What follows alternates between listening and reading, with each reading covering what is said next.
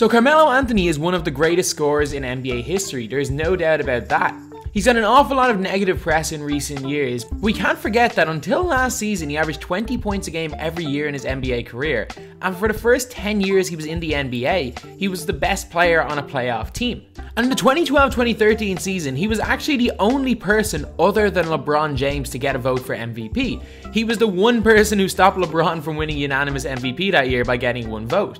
Did Kevin Durant get a vote for leading the Thunder to the first seed in the West? No. But Carmelo Anthony did for getting the Knicks up to the second seed in the East. So regardless of how his career has kind of panned out, and regardless of what I'm going to say later on in this video, there is no question about it that Carmelo Anthony is a borderline Hall of Famer, probably will become a Hall of Famer, and that he's one of the greatest scorers in NBA history, one of the best scorers without doubt in the last 10-15 years. The story of Carmelo Anthony over the last year or so has been absolutely crazy, and he hasn't actually played for the Houston Rockets since the start of November. He only played 10 games this season and hasn't been seen in action since. And a lot of people, I honestly see in all the comment sections, they're wondering why he isn't playing for someone else. And why, I don't know, why he's still in the NBA, if he's going to be in the NBA any longer. And more so than anything, people are just wondering where he is, what's the story with him. And in this video, I'm going to be talking about that. I'm going to be talking about what's happened to Carmelo Anthony, and I'm also going to be talking about what I think his prospects for the future are, whether I think he will play in the NBA again, what teams I think will be interested in signing him, and if I think his career is over right now or not. But before we get on to the video, I'd just like to say a big thank you guys for like nearly 94,000 subscribers. And if all goes well, we might be able to hit 100,000 subscribers by the end of the month, which is going to be absolutely unreal. So if you guys are new to the channel and like this content, subscribe. I'm going to try and get 2 videos out a week from now on. Obviously, Daily December was one every single day. And I've got big things planned for every Sunday, but I'm not sure if I'll be able to get it consistent until the end of January because I'm really busy with college exams. I have another channel I'm running.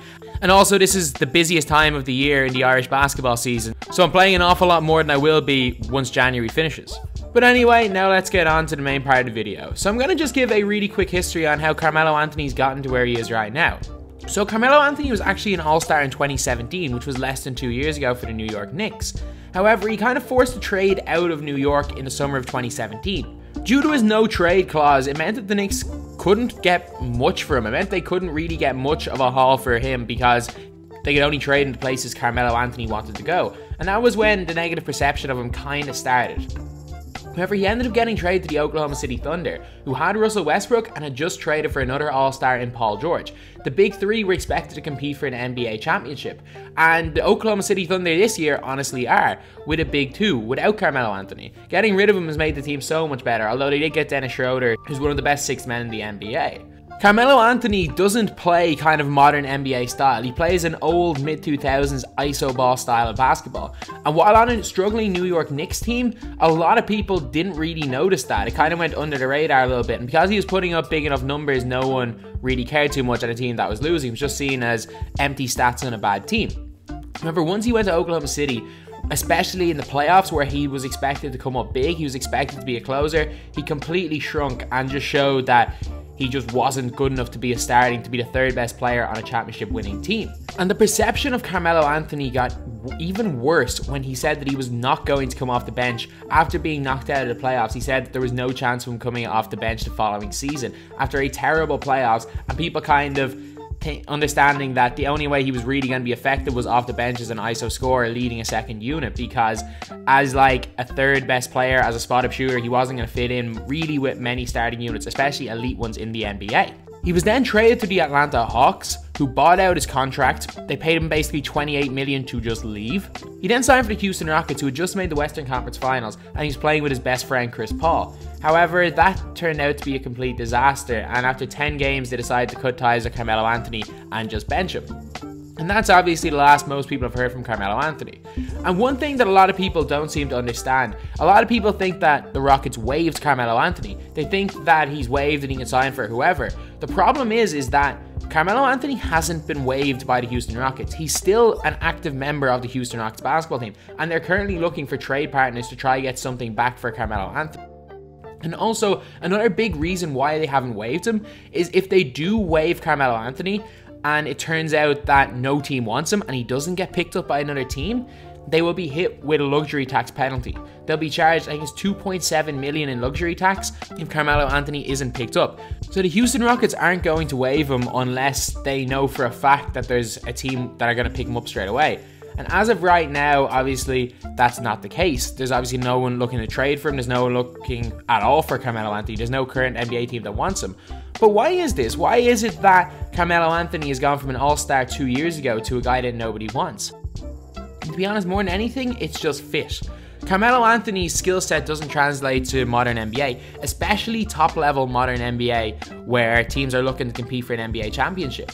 Yes, he might be able to go to one of the lower teams and he could put up some decent numbers and make them a little bit better. But a lot of those lower teams are young and looking to develop their young players, so there's no point bringing in a Carmelo Anthony to just play ISO ball. At the same time, he brings pretty much nothing to an elite team in the NBA. Yes, Carmelo Anthony can shoot, but he's not a good enough three-point shooter to be a three-point specialist. He's around a 35-36% three-point shooter. However, you need to be up closer to 42-43 to be just a pure three-point specialist, which he's not. He also doesn't play much defense, doesn't really rebound too much, isn't particularly athletic, is a ball hog, needs the ball to be effective, and honestly, he just doesn't really suit the modern NBA.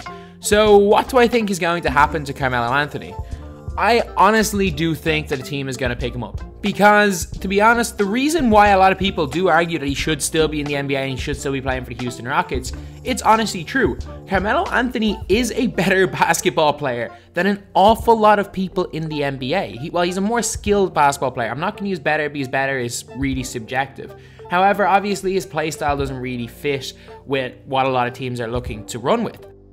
However, there's 100% going to be a team in the playoffs, maybe around a 7 or 8 seed, that is going to be desperately looking for scoring. A prime example is the Miami Heat, who honestly have so kind of spread out scoring. They don't really have an out-and-out scorer, especially now that Dragic is out injured. And you never know how people are going to come back after surgery, whether he's going to come back with 100%. So I honestly see someone like the Miami Heat taking a chance on him because they've got absolutely nothing to lose. They're going to probably be somewhere between the 8th and the 6th seed in the Eastern Conference. And if they are facing off against one of the Sixers, the Celtics, the Houston Rockets, not the Houston Rockets, the Toronto Raptors or the Milwaukee Bucks, they don't stand much of a chance, so they might as well just take a chance on Carmelo. Another option that I see as a possibility is the Los Angeles Lakers signing him. While this is again kind of unlikely, he is really good friends with LeBron James, and who knows, LeBron James could end up wanting to get him for the playoff run. He might think that Melo could bring something to the team in the playoffs, especially if they do face off against the Golden State Warriors, where it ends up being a lot of ISO ball. The best way to beat the Golden State Warriors is to try to play kind of old-fashioned ISO ball style of basketball, like LeBron James did for Game 1 of the Finals last year, like they did in the 2016 NBA Finals. Because if you tried out the Warriors, you're not going to beat them. And the last option, which is probably the least likely thing to happen, but it's the only other situation I can see him staying in the NBA or playing in the NBA this year, is for him to actually somehow break back into the Houston Rockets rotation.